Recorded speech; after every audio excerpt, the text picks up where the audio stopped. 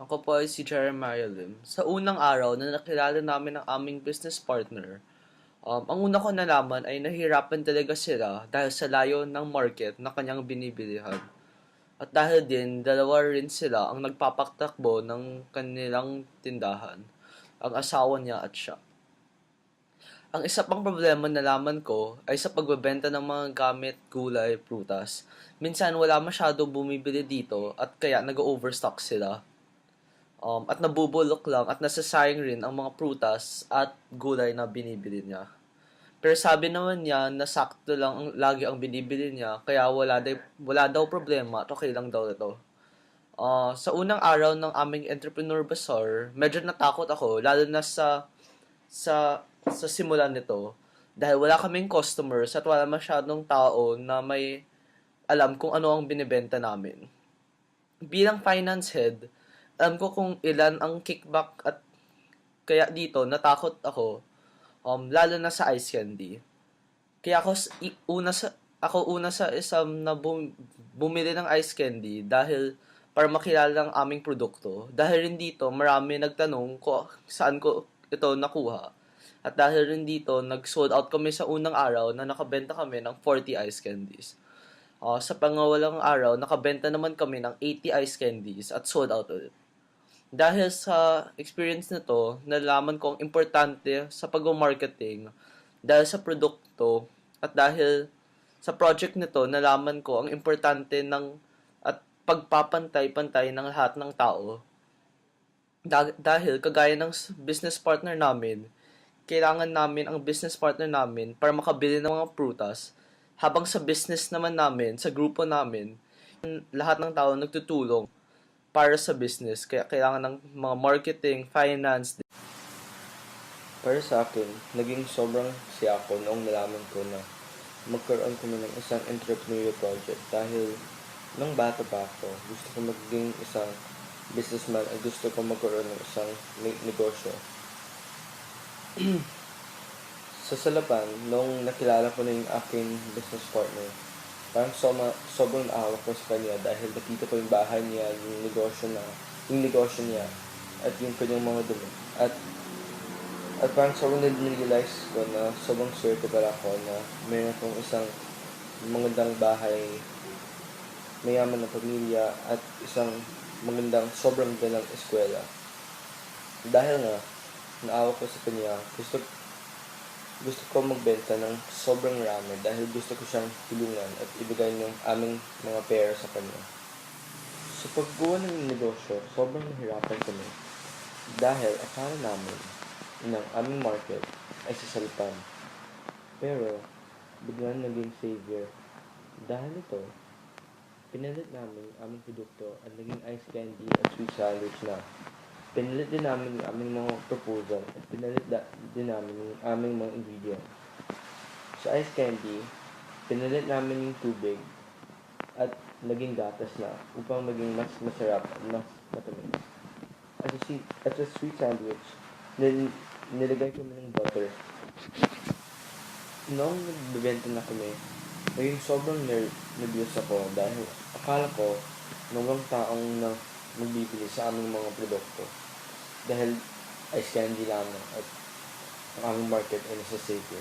Pero, sobrang shock ako dahil sa unang araw lamang, nagkaroon kami ng 1,000 pesos. Masaya ako pero naging sobrang pagod ako. Pagkatapos ng unang araw, sinabi ko sa aking sarili na sobrang hirap pa ang buhay ng isang manggagawa, gaya ng isang SM bagger o isang call center agent. Pagkatapos ng isang araw, naging sobrang pagod ka. Nagtatrabaho ka ng walang oras bawat araw at minsan minimum wage ka pa. Dahil sa ito, nagpapasalamat ako sa Diyos dahil ganito ang aking buhay ko at sobrang swerte ako talaga. Pagkatapos ng 3 araw, nagkaroon kami ng 1,200 pesos na pwede ibigay sa aming partner. Sana, gamitin niya yung pera na ito upang magkaroon ng isang maligayang Pasko. Sana, tutulungan yung mga karanasan at lahat na natutunan ko sa proyekto na ito sa aking kinabukasan na negosyo. Salamat. Nung nag-entrep kami sa nakaraang linggo. Unang tingin talaga namin talaga sa buong grupo ay stress talaga. Binigyan kami ng konting oras para makaprepare ng mga produkto namin at marami pang mga schedule conflicts kasi Christmas na yun at may maraming extracurricular activities sa mga ibang kagrupo ko na kailangan nila i-attend. Kaya hindi kami lahat ay available parati para tumulong sa entrep. Pero maski na na-stress kami doon, maski nahirapan kami sa paggawa ng entrep, binigyan talaga namin ng oras na ito at sa bandang dulo na ng entrep, nalaman talaga namin na worth it talaga siya na nagkasaya kami, tapos marami kami natutunan at masaya talaga ang entrep. Maski na na-stress siya sa una, pero sa bandang dulo, siya ay talagang worth it.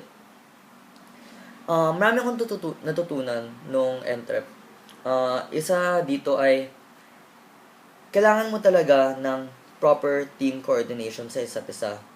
At hindi mo talaga kayang gawin ang lahat ng mag-isa.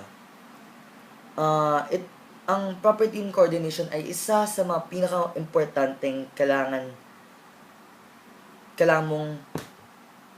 mong makuha o kailangan mong ma-achieve sa isang grupo. Kasi lalo na sa entrep, kasi pag ang isang grupo ay hindi coordinated sa isa't isa, hindi nila malalaman kung anong nangyayari sa isa't isa at ang mga produkto at yung mga outcome mo ay hindi rin kasing high quality at hindi rin maayos.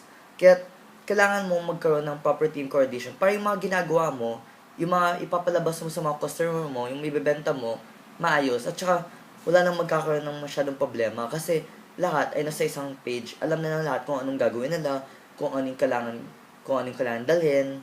At yun yung isa sa mga importanteng natutunan ko sa entrep. At hindi mo talaga kayang gawin ang lahat sa sarili mo lang. Kailangan mo yung mga tulong ng mga classmate mo talaga. At natutunan ko to sa mahirap na paraan kasi sinubukan kong gawin ang lahat ng mag-isa pero nalaman ko na sa bandang dulo na hindi ko talaga kaya to, na masyadong marami at hindi lang sa dami pero may mga desisyon talaga na hindi ko kayang gawin ng mag-isa at kailangan ko talaga ng grupo, ng tulong ng grupo. Kaya yung mga marketing, yung mga sales, lahat ng mga trabaho na ina-assign sa isa't isa, lahat yun ay importante kasi lahat yun ay nagko-contribute sa produkto nyo. Na kung lahat ay nag-contribute ng maayos, maayos yun ang produkto. Kaya pag isa doon ay nawala, hindi rin maayos ang produkto mo. Isang realization na nakuha ko nung nag-enter kami ay mas ang pinaghirapan mo talaga lahat na pinawisan mo, pinadugo mo, binigyan mo lahat ng oras mo para sa isang bagay, yun ang magbibigay ng pakiramdam na pagtupad, na yun yung na pinaghirapan mo talaga yun at nakita mo yung mga muka ng mga customer mo na nasarapan sila sa produkto namin. Doon namin na-realize ng mga kagrupo ko na naramdam namin yung pagtupad namin na sense of fulfillment. Biggest sense of fulfillment yun. Na lahat ng pinaghirapan namin, lahat ng mga oras na hindi kami natulog, na ginawa namin lahat, ng mga produkto mismo, at saka yung mga proposals, lahat. Yung mga oras na hindi kami nakakatulog, lahat yun ay nagiging worth it. Kasi nakita namin yung mga mukha ng mga customer namin at nasarapan sila at dun kami nakakuha ng pakiramdam ng pagtupad. So, isa yun sa mga realization na nakuha ko nung tuwing entrep. Kasi, yung mga bagay na talagang pinaghirapan mo, sila yung talagang magpapasaya sa'yo. Kasi binigay mo ang sarili mo sa produkto na yun eh. Kaya, ang grupo namin, hindi lang ako, ang grupo namin, napasaya talaga kami nung nasarapan sila at napasaya kami sa buong entrep. Kasi, nakita namin na lahat ng pagpapagod namin ay worth it pala. May outcome, may magandang nangyari. at hindi naman for waste, na worth it pala ang paghihirap namin.